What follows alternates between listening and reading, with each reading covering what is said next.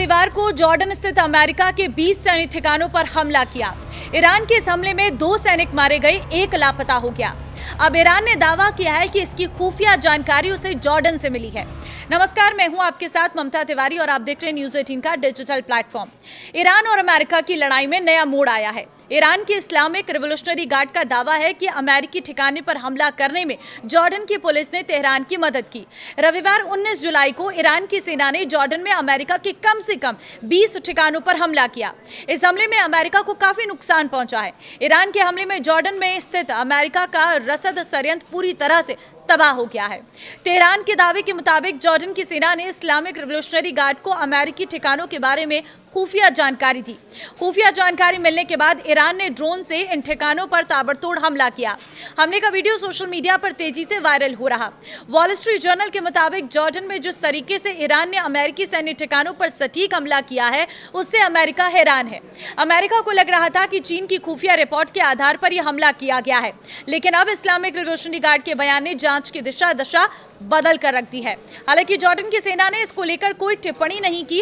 Report के मुताबिक Jordan की तरफ से ईरान को अल अजराक वायु सेना अड्डे के बारे में जानकारी दी गई। यहीं पर अमेरिका ने अपना सैन्य ठिकाना बना रखा था। जॉर्डन पर ईरान के हमले में 2 सैनिक के मरने की खबर है, वहीं 1 लापता भी है। अमेरिका ने इसको लेकर कुछ नहीं कहा है। इससे पहले ईरान के हमले में अमेरिका के 1 सैनिक इराक में मारे गए हैं। अब तक जंग में अमेरिका के करीब 20 सैनिक मारे जा चुके हैं। वहीं अमेरिका का कुवैत, कतर और बहरीन का सैन्य ठिकाना बर्बाद हो चुका है। वॉशिंगटन पोस्ट की सैटेलाइट इमेजरी आधारित जांच के मुताबिक ईरान के हमलों में खाड़ी और पश्चिम एशिया में मौजूद अमेरिकी सैन्य ठिकानों पर कम से कम 228 जांचें और सैन्य उपकरण क्षतिग्रस्त या नष्ट हुए हैं। अमेरिका और ईरान के बीच तनाव फिर चरम पर है। शांति समझौते के बावजूद दोनों देश युद्ध की ओर बढ़ रहे हैं। हॉर्मुज़ स्ट्रेट पर कंट्रोल, परमाणु कार्यक्रम, तेल सप्लाई टकराव के केंद्र में है। ईरान मानता है कि रणनीतिक दबाव बढ़ाकर ही वो अमेरिका को अपनी शर्तों पर नई बातचीत के लिए मजबूर कर सकता है। अमेरिका ने इसी साल फरवरी में इस लक्ष्य के साथ युद्ध शुरू किया था कि वो ईरान के इस्लामिक रिपब्लिक शासन को उखाड़ फेंकेगा या फिर उसे एक ऐसा अमेरिकी फरमान मानने पर मजबूर कर देगा जो उसके परमाणु कार्यक्रम और क्षेत्रीय दबदबे को खत्म कर दे। लेकिन युद्ध का नतीजा अमेरिका की उम्मीदों के उलट रहा। इस युद्ध ने ईरान को एक बड़ी रणनीतिक जीत दिला दी। वो थी हॉर्मुज़ स्ट्रेट पर कंट्रोल। यह अमेरिका के लिए एक ऐसा झटका था जिसने उसे मजबूरन ईरान के साथ एमओयू पर दस्तखत करने के लिए विवश कर दिया। ईरान के शीर्ष नेताओं को शुरू से ही शक था कि यह समझौता अमेरिका की एक अस्थायी कूटनीतिक वापसी है। उन्हें लगा कि अमेरिका इसका इस्तेमाल वैश्विक अर्थव्यवस्था पर पड़ रहे दबाव को कम करने और युद्ध के अगले चरण की तैयारी के लिए कर रहा है। ईरान का यह शक तब और पुख्ता हो गया जब अमेरिकी राष्ट्रपति जेडी वेंस ने सार्वजनिक रूप से कहा कि राष्ट्रपति डोनाल्ड ट्रंप को यह समझौता इसलिए पसंद आया क्योंकि इससे अमेरिका को अपने घटते राजनीतिक तेल भंडार को फिर से भरने का समय मिल जाएगा। ईरान के पास अपने शक को सही साबित करने के लिए कई पुख्ता सबूत भी थे। ईरान की सीज की गई संपत्तियों को बहाल नहीं किया गया। अमेरिका की मध्यस्थता और इजराइल और लेबनान के बीच हुए समझौते में ईरान की युद्ध विराम की मांगों को पूरी तरह नजरअंदाज कर दिया गया। खाड़ी क्षेत्र में अमेरिकी सैन्य संपत्तियों और हथियारों का जमावड़ा बढ़ने लगा।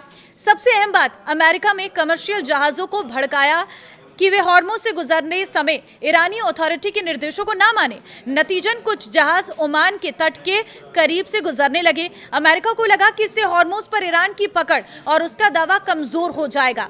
ईरान का सबसे बड़ा ब्रह्मास्त्र हॉर्मुज़ अमेरिका के इन कदमों ईरान की बढ़त कमजोर करने की कोशिश की। ईरान के मौजूदा शासकों का मानना है कि अगर वे शांत बैठे रहे तो अमेरिका उन पर दबाव और बढ़ाएगा। अमेरिका को रोकने और एक ठोस परमाणु और आर्थिक समझौते के लिए मजबूर करने का एकमात्र तरीका आक्रामक होना है। ईरान हॉर्मुज़ स्ट्रेट पर अपने कंट्रोल से किसी भी कीमत पर समझौता नहीं कर सकता क्योंकि यही भविष्य की किसी भी बातचीत में उसकी सबसे बड़ी ताकत है। अमेरिका का पलटवार पिछले हफ्ते पूर्व सुप्रीम लीडर अली खामेनी के जनाजे में उमड़ी भारी भीड़ ने तो ईरानी नेतृत्व को यह विश्वास दिला दिया है कि देश की जनता हॉर्मुज़ के मुद्दे पर उनकी आक्रामक रुख के साथ खड़ी है। हॉर्मुज़ अब ईरान में एक राष्ट्रवादी मुद्दा बन चुका है।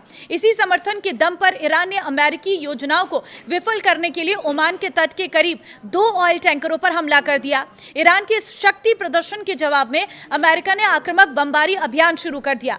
ईरान का मास्टर प्लान। हैरानी की बात यह है कि ईरान युद्ध के लिए पहले से तैयार था। ये उम्मीद है से जल्दी शुरू हो गया, लेकिन तेहरान इसमें अपना फायदा देख रहा है।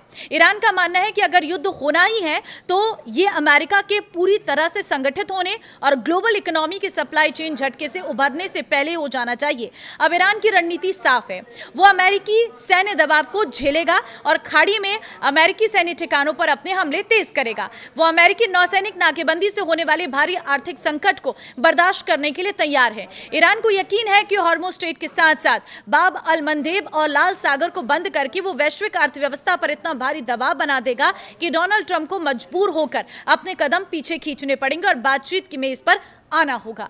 तो अब आपको क्या लग रहा है, क्या यही सामान्य स्थिति रहने वाली है? अपनी राय जरूर दें। नमस्कार।